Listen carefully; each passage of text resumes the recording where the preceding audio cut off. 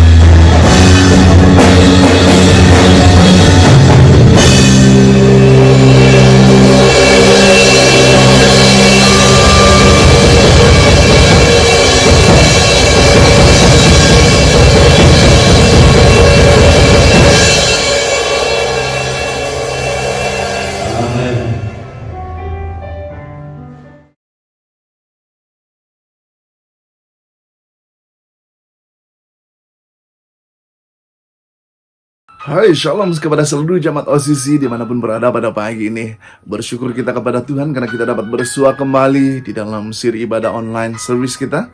Meskipun saya percaya ada yang sangat rindu untuk beribadah di gereja karena kita sudah melewatinya beberapa waktu setelah kita dibenarkan. Namun kita harus patuh kepada SOP karena kita akan kembali kepada situasi di mana kita harus ikut perintah untuk pengawalan penularan wabah COVID-19 dan kita harus bekerja sama dengan KKM supaya kita menjadi bahagian yang dapat memutuskan rantaian ataupun penularan wabah COVID-19 yang sedang meningkat masa ini di Malaysia. Jadi teristimewa di Labuan, kita ingin mengambil peranan untuk menjadi bahagian yang bertanggung jawab mengikuti SOP dan perintah yang telah dikuatkuasakan. Dan pada pagi ini kita bersyukur dalam keadaan begini pun kita sudah dapat diisi dengan pujian penyembahan yang sangat indah. Anak-anak muda kita dapat melayani kita. Syabas kepada mereka karena saya percaya Tuhan sedang melakukan hal yang besar untuk gereja kita untuk menghadapi situasi apapun. Jadi pada pagi ini jemaat yang saya kasihi, kita akan belajar renungan firman Tuhan. Mari kita berdoa dan saya pimpin kita di dalam doa. Bapa di surga, kami bersyukur pada pagi ini kami dapat bertemu dengan jemaat kami secara online. Pada pagi ini sebentar kami ingin belajar bagian firman-Mu. Roh Kudus pimpin setiap kami dimanapun kami berada. Pada pagi ini dalam mengikuti ibadah service online ini, Anak-Mu berdoa supaya Roh Kudus menjamah setiap hati kami, penuhi kami dengan sukacita-Mu, dengan kerinduan hati yang kami bawa kepada menjadi persembahan yang hidup pada pagi ini Tuhan. Berkarya dalam kehidupan kami masing-masing karena kami mau dikuatkan, kami mau dibangun di atas dasar kebenaran firman Tuhan. Terpuji nama-Mu Bapa, berbicaralah, berikan anak-Mu hikmat untuk menyampaikan firman-Mu dengan kata-kata sederhana yang dapat dimengerti. Biar kami semua Tuhan mengalami kebenaran firman-Mu hari ini menjadi bekalan jiwa kami dalam kami menantikan kedatangan Tuhan yang kedua kali. Terpujilah nama-Mu Tuhan. Ini doa dan pengucapan syukur kami naikkan hanya di dalam nama Tuhan Yesus. Kami naikkan doa ini dengan pengucapan syukur. Haleluya, amin. Jemaat yang saya kasih, pada pagi ini kita akan belajar firman Tuhan di dalam satu tema yang sederhana, namun saya pasti itu akan memberikan kita berpikir kembali di mana kita hari ini sudah menjalani kehidupan sebagai orang Kristen, yaitu pikul salib. Pikul salib ini akan menceritakan bagaimana pengalaman Anda dan saya berjalan sebagai orang Kristen yang sejati, bagaimana kita jalani hidup ini memikul salib. Ya, mari kita baca ayat firman Tuhan bersama-sama di dalam Matius pasal 16 ayat yang ke-24. Berbunyi demikian, lalu Yesus berkata kepada murid-muridnya, setiap orang yang mau mengikut aku, ia harus menyangkal dirinya dan memikul salibnya dan mengikuti aku. Sekali lagi, Matius 16 ayat 24, lalu Yesus berkata kepada murid-muridnya, setiap orang yang mau mengikuti aku, ia harus menyangkal dirinya dan memikul salibnya dan mengikut aku. Jemaat yang saya kasih, pada tahun 1886 ada satu kisah yang sungguh menyentuh hati saya. Terjadi di Chongdon, Korea. Ada seorang pendeta yang mengembalakan jemaat di tengah hujan deras pada satu malam. Ya, ada orang datang mengetuk pintu rumahnya dan pendeta itu bertanya dalam hati, siapa yang datang tengah malam dalam cuaca yang buruk seperti itu mau berkunjung ke rumahnya? Lalu ia membuka pintu dan ternyata ada 3 orang tetamu berdiri di hadapan muka pintunya rumahnya. Dan ketiga orang ini bertanya kepadanya, adakah ia seorang pendeta? Lalu ia katakan, iya, ia seorang pendeta. Lalu pendeta itu kebingungan. Namun reaksi ketiga orang yang baru datang ini, ya, mereka sangat bersyukur kepada Tuhan dan mereka menangis ya karena mereka sudah menemukan pendeta. Lalu pendeta ini suruh mereka masuk, tetapi apa yang mengganggu pikiran pendeta ini adalah di pinggang mereka terikat salib di ketiga-tiga orang ini. Lalu ia bertanya kepada mereka, kenapa ada salib terikat di pinggang mereka. Lalu ketiga orang ini bercerita bagaimana mereka sampai ke rumah pendeta ini. Mereka katakan mereka sudah melewati berjalan kaki 400 km, dan mereka ingin mencari pendeta yang dapat membaptis mereka. Lalu pendeta ini bertanya lagi, bagaimana mereka percaya, bagaimana mereka ada keinginan untuk dibaptis.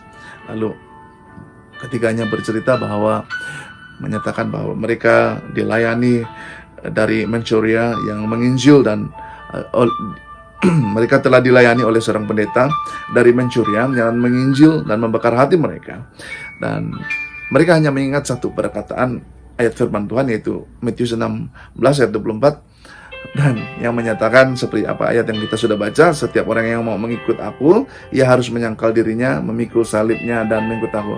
Lalu pendeta itu menangis. Ada orang yang begitu bergelora untuk mengenal Tuhan, tapi tidak ada yang dapat mengembalakan mereka. Lalu mereka dibenarkan tinggal di rumahnya dan digembalakan, dan sehinggalah mereka dibaptis. Di kekristenan di Korea banyak didasari oleh benih-benih orang yang mau pikul salib untuk mengikut dan mengenal Tuhan. Dan itu adalah satu pengalaman bagaimana revival yang terjadi di Korea pada awal bertumbuhnya gereja. Jadi ada orang yang datang memikul salib, ya, satu salib yang secara fisik dipikul, diikat di tubuh, dan dibawa berjalan untuk mencari hamba Tuhan, ya, karena mereka hanya mengenal satu ayat firman Tuhan. Nah, jadi pada hari ini satu pertanyaan kembali kepada kita sebagai jemaat Tuhan, maukah kita pikul salib? Lalu saya sendiri akan menjawab iya.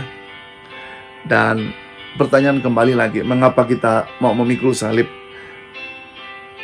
Lalu Roh Kudus mengajar, karena Tuhan terlebih dulu memikul salib untuk kita. Namun dalam konteks pikul salib ini, mau ke jemaat ingin belajar bersama-sama apa yang sebenarnya dimaksudkan tentang pikul salib itu. Ada beberapa bahagian yang akan kita pelajari pada pagi ini. Yang pertama, pikul salib itu berarti bertindak melawan keinginan daging. Matius pasal 26 ayat 39 berbicara seperti ini. Maka ia maju sedikit lalu sujud dan berdoa, katanya, ya Bapa, jikalau sekiranya mungkin, biarlah cawan ini lalu daripadaku, tetapi janganlah seperti yang kau kehendaki, melainkan seperti, sekali lagi, tetapi janganlah seperti yang ku kehendaki, melainkan seperti yang engkau kehendaki. Sedangkan Tuhan Yesus sendiri sebagai manusia pada waktu ia masih ada di bumi ini, ketika ia berdoa di Taman Getsemani, doa yang paling menyentuh hati adalah bagaimana ia berjuang melawan kedagingannya sebagai manusia. Dia berdoa, kalau perkara salib itu harus dielakkan daripadanya, dia juga mau, tetapi bukan menurut kehendaknya, tapi menurut kehendak Bapa di surga yang telah mengutus dia. Namun untuk jalan itu, dia tidak ada pilihan lain selain, karena itu adalah jalan penyelamatan untuk kita. Jadi pada hari ini, Tuhan juga mengajar kita supaya kita dapat mengambil bahagian untuk bertindak memikul salib kita. Mungkin pada waktu kita sedang enak tidur, Tuhan bangunkan kita, ayo berdoa. Anda mungkin ignore ataupun abaikan, tapi sebenarnya itu adalah permulaan satu tanggung jawab untuk kita memikul salib di dalam hidup ini. Waktu kita sedang melihat TV, ya, Roh Kudus ingatkan kita, yuk, mari kita baca Alkitab dan kita taat.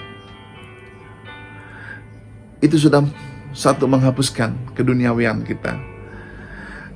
Ada orang yang sangat kerap mengesalkan kita, orang yang membenci kita, tetapi semakin mereka menyakitkan hati kita, semakin mereka memberikan kita tekanan, tapi kita tetap bertindak dengan kasih.